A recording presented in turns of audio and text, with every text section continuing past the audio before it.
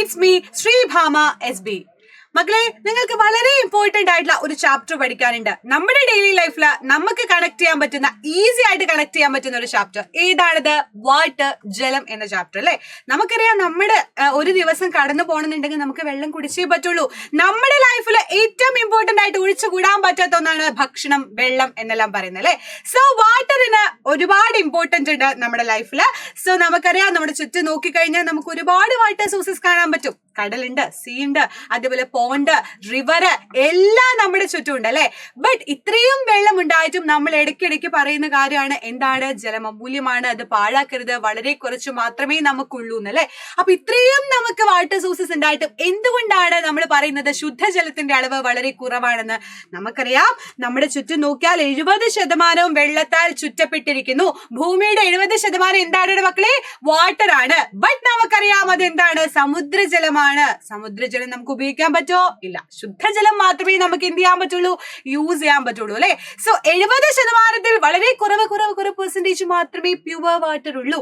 അതുകൊണ്ടാണ് നമ്മൾ പറയുന്നത് വാട്ടറിന്റെ എന്താണ്? വാട്ടർ വളരെ സൂക്ഷിച്ച് മാത്രം ഉപയോഗിക്കണം എന്ന് പറയുന്നത് അല്ലെ. Okay, ready. അപ്പൊ സസ്യങ്ങളുടെയും ജന്തുക്കളുടെയും ശരീരഭാഗങ്ങളിൽ ഏകദേശം 65% എന്തടങ്ങിയിട്ടുണ്ട് മക്കളെ? ജലം അടങ്ങിയിട്ടുണ്ട്. നമുക്കറിയാം, നമുക്കൊരു ദിവസം കഴിച്ചു കൂട്ടണമെങ്കിൽ അല്ലെ, നമുക്ക് വെള്ളം കുടിക്കാതെ ജീവിക്കാൻ പറ്റുമോ? ഇല്ല. 1-2 ദിവസം പോലും നമുക്ക് എന്ത് ചെയ്യാൻ പറ്റില്ല? വാട്ടർ ഇല്ലാണ്ട് സർവൈവ് ചെയ്യാൻ പറ്റില്ല. അത്രയും ഇമ്പോർട്ടന്റ് ആണ് വാട്ടർ. സോ നമ്മുടെ ബോഡിക്കകത്ത് എന്തിട്ടാ 65% എന്തടങ്ങിയിട്ടുണ്ടെന്നാ പറയുന്നത്? വാട്ടർ ഉണ്ട്. നമുക്ക് ഡൈജഷൻ ആയിക്കോട്ടെ, നമുക്ക് ഏത് ആക്ടിവിറ്റി ചെയ്യുകയാണെങ്കിലും നമുക്ക് വാട്ടർ എന്ന് പറയുന്നത് വളരെ ഇമ്പോർട്ടന്റ് ആണ്. നമ്മുടെ ബോഡിക്ക് വളരെ എസെൻഷ്യൽ ആയിട്ടുള്ള ഒന്നാണ് വാട്ടർ. അപ്പൊ ഏതെല്ലാം സ്റ്റേറ്റുകളിലാണ് നമ്മൾ കാണുന്നത് വാട്ടറിനെ? ഖരം, ദ്രാവകം, വാതകം എന്നീ 3 അവസ്ഥകളിലും നമുക്ക് കാണാൻ പറ്റും അല്ലെ. സോ 70% ഓഫ് എർത്ത് സർഫസ് എന്താണ്? കവർ ചെയ്തിട്ടുള്ളത് വാട്ടർ കൊണ്ടാണ്. 65% നമ്മുടെ ബോഡി പാർട്സ്, ആനിമൽസിന്റെയും അതേപോലെ പ്ലാന്റ്സിന്റെയും ബോഡി പാർട്ട് എന്തുണ്ട്? വാട്ടർ കണ്ടന്റ് ഉണ്ട്. വാട്ടർ കളർലെസ് ആണ്. കളർ ഉണ്ടോടെ മക്കളെ? ഇല്ല. ടേസ്റ്റ് ഉണ്ടോ? ഇല്ല. വാട്ടറിന് എന്തെങ്കിലും ടേസ്റ്റ് ഉണ്ടോ? ആസിഡിന്റെ ടേസ്റ്റോ ആൽക്കലി ടേസ്റ്റോ നമുക്ക് ഫീൽ ചെയ്യോ? നോ. സോ നമുക്ക് ഇതുപോലെ ടേസ്റ്റ്ലെസ് ആണ്, ഓർഡർലെസ് ലിക്വിഡ് ആണെന്ന് പറയാം. അതേപോലെ സോളിഡ്, ലിക്വിഡ്, അതേപോലെ ഗ്യാസ് സ്റ്റേറ്റുകളിലും നമുക്ക് കാണാൻ പറ്റും. കുറച്ച് വെള്ളം എടുത്ത് ഐസ് എടുത്തിട്ട് ഫ്രിഡ്ജിൽ വെച്ചാൽ ഐസ് ആയിട്ട് കിട്ടും, സോളിഡ് ആയിട്ട് കിട്ടും. അതേ സാധനം നമ്മൾ പുറത്തെടുത്ത് വെച്ച് നോക്കി, അത് മെൽറ്റായി ഉരുകി എന്തായിട്ട് കിട്ടും? വെള്ളമായിട്ട് നമുക്ക് കിട്ടും.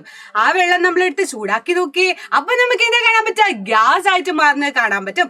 So we can see that നമുക്ക് എന്ത് പറയാം? സോളിഡ്, ലിക്വിഡ്, ഗ്യാസ് എന്ന് പറഞ്ഞ 3 സ്റ്റേറ്റുകളിൽ നമ്മുടെ വാട്ടറിനെ നമുക്ക് കാണാൻ പറ്റുന്നുണ്ട്. ഖരം, ദ്രാവകം, വാതകം. ഓക്കെ, അപ്പൊ നമ്മളെ ഒരു ചായ ഉണ്ടാക്കണം എന്ന് വിചാരിക്കാം, ഒരു കോഫി ഉണ്ടാക്കണം എന്ന് വിചാരിക്കാം. നമ്മുടെ മോഹൻലാൽ ഊതി കുടിക്കുന്ന ചായ അല്ലെ. എങ്ങനെയാ നമ്മൾ ചായ ഉണ്ടാക്കുക? ആദ്യം തന്നെ നമ്മൾ ചായ ഉണ്ടാക്കണമെങ്കിൽ, കോഫി ഉണ്ടാക്കണമെങ്കിൽ നമ്മൾ ചെയ്യേണ്ട കാര്യം എന്താ? വെള്ളം എടുത്ത് ചൂടാക്കണം. അമ്മ എന്ത് പറയും? മോനെ, അടുപ്പത്ത് കുറച്ച് വെള്ളം വെക്കുക, അത് ചൂടാക്കണം എന്ന് പറയും അല്ലെ. സോ എങ്ങനെയാണ് ഈ ചൂടാകുന്നത്? വാട്ടർ ചൂടാകുക അല്ലെങ്കിൽ എന്താണ് നമുക്ക് ചായ തിളപ്പിക്കുക എന്ന് പറയുന്നത്, അതെന്ത് പ്രോസസ്സാണ്? അതെങ്ങനെയാണ് നമുക്ക് പറയാൻ പറ്റുക? സയൻസ് ആയിട്ട് നോക്കുമ്പോ നമുക്ക് നോക്കല്ലേടാ, എങ്ങനെയാണ് നോക്കല്ലേ? നമുക്കറിയാം, നമ്മളൊരു വെള്ളം എടുത്ത് ചൂടാക്കുക. ഏത് ഫുഡ് ആയിക്കോട്ടെ, എന്തുണ്ടാക്കുകയാണെങ്കിലും നമ്മൾ ആദ്യം ചെയ്യേണ്ട കാര്യം എന്താണ്? അടുപ്പത്തെ വെള്ളം വെക്കുക, അത് ചൂടാക്കുക, ബോയിൽ ചെയ്യാന്ന് നമ്മൾ പറയാം അല്ലെ. സോ ബോയിൽ ചെയ്യുന്ന സമയത്ത് എന്താണ് അവിടെ സംഭവിക്കുന്നത്? എങ്ങനെയാണ് അത് ചൂടായി തിളച്ചു എന്ന് നമ്മൾ പറയുന്നത്? അമ്മ നോക്കിയാ പറയില്ലേ, അടുപ്പത്ത് ചായ വെച്ച് കഴിഞ്ഞാൽ അമ്മ പറയും, എടാ മോനെ, അത് തിളയ്ക്കാൻ തുടങ്ങി, അത് മാറ്റി അതിലെന്താണ് ചായപ്പൊടി ഇട്ടിട്ട് ചായ ആക്കുക എന്ന് പറയല്ലേ. എങ്ങനെയാണ് ഇത് തിളയ്ക്കുന്നത്? വാട്ടർ എന്ന് പറയുന്നത് ഇനി എന്താണ്? ഈ തിളനില എന്ന് പറഞ്ഞു കഴിഞ്ഞാൽ, ബോയിലിംഗ് പോയിന്റ് എന്ന് പറഞ്ഞു കഴിഞ്ഞാൽ നമുക്ക് നോക്കാം അല്ലെ, എന്താണെന്ന് നമുക്ക് നോക്കാം. സോ അതിനൊരു എക്സ്പെരിമെന്റ് നിങ്ങൾക്ക് തന്നിട്ടുണ്ട്. ഇതുപോലെ എന്ത് ചെയ്തിട്ടുണ്ട്? ഉപകരണങ്ങൾ നമ്മളൊന്ന് അറേഞ്ച് ചെയ്തിട്ട് ചൂട് ഉരുണ്ട ഒരു ഫ്ലാസ്ക്, നമ്മൾ റൗണ്ട് ബോട്ടം ഫ്ലാസ്ക് എന്നൊക്കെ വേണമെങ്കിൽ പറയാം. ഇങ്ങനെ ഒരു ഫ്ലാസ്ക് നമ്മൾ എടുത്തിട്ട് അതിൽ വാട്ടർ എടുത്തിട്ടുണ്ട്, 1/4 ഭാഗവും ജലം എടുത്തു. എന്നിട്ട് ജലത്തിൽ മുങ്ങിയിരിക്കുന്ന രീതിയിൽ തെർമോമീറ്റർ, നമുക്കറിയാം ടെമ്പറേച്ചർ അളക്കാൻ വേണ്ടി നമ്മൾ തെർമോമീറ്റർ യൂസ് ചെയ്യാം അല്ലെ. സോ തെർമോമീറ്റർ ഇവിടെ വെച്ചിട്ടുണ്ട്. നമ്മൾ പനിയൊക്കെ വരുന്ന സമയത്ത് നമുക്കൊരു സാധനം വന്നിട്ട് നമ്മുടെ നേഴ്സുമാർ ഇങ്ങനെ വെക്കില്ലേ, നമ്മുടെ നാവില് ഇവിടെയൊക്കെ നമ്മൾ വെച്ച അണ്ടറാമിലൊക്കെ വെച്ച് നമുക്ക് നോക്കുക അല്ലെ, ടെമ്പറേച്ചർ എത്രയുണ്ട്, പനി കൂടുതലുണ്ടോ കുറവുണ്ടോ എന്ന് അറിയാം. സോ അതേ സാധനം നമ്മൾ എന്ത് ചെയ്തു? തെർമോമീറ്റർ ഇവിടെ യൂസ് ചെയ്തു. ദെൻ റീഡിംഗ് അടയാളപ്പെടുത്തി നമ്മളൊന്ന് ചൂടാക്കി നോക്കി. ഫ്ലാസ്ക് എന്ത് ചെയ്തോടെ മക്കളെ? ചൂടാക്കി നോക്കി. അപ്പൊ എന്തായിരിക്കും സംഭവിക്കുക? ഓരോന്നിലുമുള്ള ടെമ്പറേച്ചർ നമ്മളോട് അടയാളപ്പെടുത്താൻ പറഞ്ഞിട്ടുണ്ട്. എപ്പോഴാണ് താപനില സ്ഥിരമായി നിൽക്കുന്നത് എന്ന് ചോദിച്ചിട്ടുണ്ട്. നമുക്കറിയാം ജലം ചൂടാകുന്നത് ഏത് ഡിഗ്രി സെൽഷ്യസിലാ? എല്ലാവർക്കും കണ്ണും പൂട്ടി പറയാം 100 ഡിഗ്രി സെൽഷ്യസിലാണ് അല്ലെ? എത്രയാണ്? 100 ഡിഗ്രി സെൽഷ്യസ് ആണ് നമ്മുടെ വാട്ടറിന്റെ ബോയിലിംഗ് പോയിന്റ്, തിളനില എന്ന് പറയുന്നത്. സോ താപനില മാറാതെ നിൽക്കുന്നത് എപ്പോഴാ? 100 ഡിഗ്രി സെൽഷ്യസ് കഴിഞ്ഞപ്പോ പിന്നെ ഒരു മാറ്റവും ഇല്ല. എന്താണ്? അടങ്ങി ഒതുങ്ങി നിൽക്കുകയാണ് ആര്? നമ്മുടെ ടെമ്പറേച്ചർ അല്ലെ? സോ എന്താണ് ഇവിടെ സംഭവിച്ചത്? നമ്മൾ എന്താ ചെയ്തത്? ഒന്നുമില്ല, take 3/4 of water round bottom ഫ്ലാസ്കിൽ നമ്മൾ എടുത്തിട്ടുണ്ട്. Then arrange the thermometer in such a way that kept immersed in water inside the flask. Then നമ്മൾ എന്ത് ചെയ്തിട മക്കളെ? ഒന്ന് ജസ്റ്റ് ഹീറ്റ് ചെയ്ത് നോക്കി, നമ്മൾ ടെമ്പറേച്ചറിന്റെ റീഡിംഗ് നോക്കി, റെക്കോർഡ് ചെയ്തു. അപ്പൊ നമുക്ക് മനസ്സിലായി when does the temperature remain constant? After 100 degree Celsius അത് കോൺസ്റ്റന്റ് ആയിട്ട് നിൽക്കുന്നു, സ്ഥിരമായി നിൽക്കുന്നു നമ്മൾ പറയും അല്ലെ? ഇപ്പൊ നിങ്ങൾ പറയുകയാണെങ്കിൽ നമ്മൾ എപ്പോഴാ സ്ഥിരമായി നിൽക്കാൻ പറയാ? മിസ്സിന്റെ ക്ലാസ് ഒക്കെ ഇപ്പോഴും കാണുന്ന, കോൺസ്റ്റന്റ് ആയിട്ട് നമുക്ക് കമന്റ് ചെയ്യുന്ന, ലൈക്ക് ചെയ്യുന്ന ആളുകൾ എന്താണ്? കോൺസ്റ്റന്റ് ആയ നമ്മുടെ സ്റ്റുഡൻസ് ആണ്. സൈലത്തിന്റെ കോൺസ്റ്റന്റ് സ്റ്റുഡൻസ് ആണ് അല്ലെ? അതുപോലെ കോൺസ്റ്റന്റ് ആയ ഒരു ടെമ്പറേച്ചർ എത്തിക്കഴിഞ്ഞാൽ ആള് പിന്നെ അനങ്ങുന്നില്ല അല്ലെ? ആ ഒരു ഡിഗ്രി സെൽഷ്യസ് 100 ഡിഗ്രി സെൽഷ്യസ് ചെയ്യുമ്പോൾ അത് റിമെയിൻ കോൺസ്റ്റന്റ് ആയിട്ട് നിൽക്കുന്നത് നമുക്ക് കാണാൻ പറ്റും.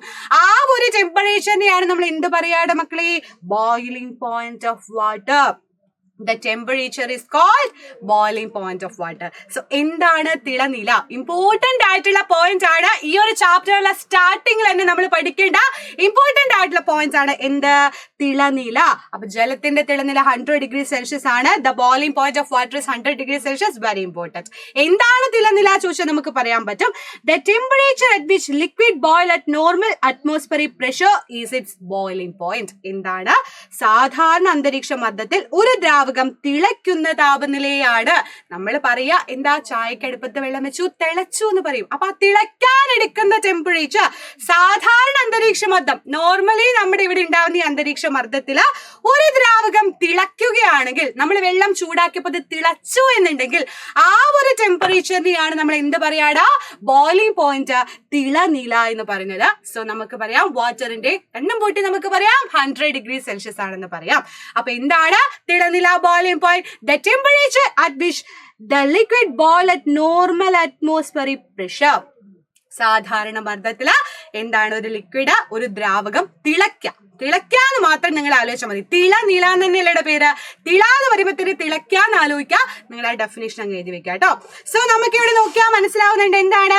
തിളയ്ക്കാൻ തുടങ്ങിയാൽ താപം വീണ്ടും നൽകിയാലും അതിനനുസരിച്ച് താപനില ഉയരുന്നില്ല. എന്തുകൊണ്ടാണ് ഉയരാത്തത്? അതിനും നമുക്ക് ആൻസർ ഉണ്ട്. നമുക്കറിയാം ജലം തിളച്ചുകൊണ്ടിരിക്കുമ്പോൾ തെർമോമീറ്റർ അല്പം ഉയർത്തി ജലനിരപ്പിന് തൊട്ട് താഴെയായ നിരത്തിൽ വെച്ചാലും താപനിലയിൽ മാറ്റമുണ്ടോ എന്ന് ചോദിക്കുന്നുണ്ട്. അപ്പൊ ജലം തിളച്ചു തുടങ്ങുമ്പോൾ മുതൽ അതിന് എത്ര താപം കൊടുത്താലും അത് മുഴുവൻ അവർ എന്തിനാ യൂസ് ചെയ്യുന്നത്? സ്റ്റേറ്റ്, നമ്മുടെ അവസ്ഥ മാറ്റാൻ വേണ്ടിയിട്ട്. ലിക്വിഡിലായിട്ടുണ്ടായിരുന്ന ആള് വേപ്പർ ആയിട്ട് മാറി, ദ്രാവകമായ ആള് വാതകമായിട്ട് മാറി. അപ്പൊ അവസ്ഥാ പരിവർത്തനത്തിന് വേണ്ടിയിട്ട് അവർ എന്ത് ചെയ്തു? കുറച്ച് എനർജി ഓൾറെഡി യൂസ് ചെയ്തു. അതുകൊണ്ട് തന്നെ പിന്നെ കൂടുതൽ ടെമ്പറേച്ചർ കൊടുത്താലും ആൾക്കൊരു പ്രശ്നവുമില്ല, ഒരു കൂസലുമില്ല. എന്താണ് അതിന്റെ റീസൺ? നമുക്കറിയാം അവസ്ഥാ പരിവർത്തനത്തിന് വേണ്ടി അത് ഉപയോഗിക്കുന്നത് കൊണ്ടാണ് താപനിലയിൽ പിന്നീട് മാറ്റം സംഭവിക്കാത്തത്. ക്ലിയർ അല്ലേ? സെറ്റ് അല്ലേ? സോ അതിനാൽ നാം കൊടുത്ത അധിക താപം മുഴുവൻ ഇതേ താപനിലയിലുള്ള നീരാവിയിൽ അടങ്ങിയിരിക്കും. സോ നമ്മുടെ വാട്ടർ വേപ്പർ ആകുന്ന സമയത്ത് അതിന് നമുക്ക് പറയാൻ പറ്റും എത്ര താപം കൊടുത്താലും അത് അതിന് വേണ്ടി നിൽക്കാൻ, അതിന്റെ അവസ്ഥാ പരിവർത്തനത്തിന് വേണ്ടിയിട്ടാണ് യൂസ് ചെയ്തത്. Once the water starts boiling the temperature will not change because എന്തുകൊണ്ടാണ്? All the heat supplied is utilise for the change of state. Solid നിന്ന് ലിക്വിഡിൽ നിന്ന് ഗ്യാസ്. നമുക്കറിയാം അവസ്ഥ ഒരുപാട് ചേഞ്ച് ഉണ്ട് അല്ലെ? സ്റ്റേറ്റ് ഓഫ് മാറ്റർ അല്ലെങ്കിൽ സ്റ്റേറ്റ് ഓഫ് മാറ്ററിന്റെ 3 തരത്തിലാണ് നമുക്കറിയാം. സോ ഇവിടെ നമ്മുടെ വാട്ടർ വേപ്പർ ആയിട്ട് മാറാൻ വേണ്ടി ജലം നീരാവിയായിട്ട് മാറുമ്പോൾ നമുക്ക് എന്ത് പറയാം? ആ ഒരു ചേഞ്ചിന് വേണ്ടിയിട്ട് അവർ ഓൾറെഡി അത് യൂസ് ചെയ്ത് കഴിഞ്ഞു. അപ്പൊ അതുകൊണ്ട് നമുക്ക് പിന്നീട് ടെമ്പറേച്ചർ എത്ര കൊടുത്താലും ആൾക്കൊരു മാറ്റവും ഉണ്ടാവില്ല എന്നാണ് പറയുന്നത് കേട്ടോ. സോ നമുക്ക് എന്ത് പറയാം? Hence all the excess heat supplied will be contained in the steam at the same temperature എന്ന് നമുക്ക് പറയാൻ പറ്റും. ക്ലിയർ അല്ലേ? സെറ്റ് അല്ലേ? സോ ബോയിലിംഗ് പോയിന്റ് എന്ന് പറയുന്ന വളരെ ഇമ്പോർട്ടന്റ് ആയിട്ടുള്ള ടോപ്പിക് ഇന്ന് മിസ് നിങ്ങൾക്ക് പറഞ്ഞു തന്നിട്ടുണ്ട്. ഇത് വളരെ ഇമ്പോർട്ടന്റ് ആണ് കേട്ടോ മക്കളെ, പഠിച്ചു വെച്ചോളാം. എന്താണ് ബോയിലിംഗ് പോയിന്റ്? ഈ ഒരു എക്സ്പെരിമെന്റ് നിങ്ങൾ നോക്കി വെക്കുക, ചിലപ്പോൾ എക്സാമിന് ചോദിച്ചേക്കാം. സോ ഇമ്പോർട്ടന്റ് ആയിട്ടുള്ള അടുത്ത ടോപ്പിക് ആയിട്ട് അടുത്ത വീഡിയോയിൽ മിസ് വരാം. മിസ്സിന്റെ ഫീഡ്ബാക്ക് എന്ത് ചെയ്യുക? നിങ്ങൾ കമന്റ് ആയിട്ട് താഴെ അറിയിക്കുക. മിസ്സിന്റെ ക്ലാസ് ഇഷ്ടപ്പെട്ടോ, സെറ്റ് ആണോ എന്നുള്ള കാര്യം അറിയിക്കുക. സോ അടുത്ത വീഡിയോയിൽ കാണാം മക്കളെ. Bye, see U.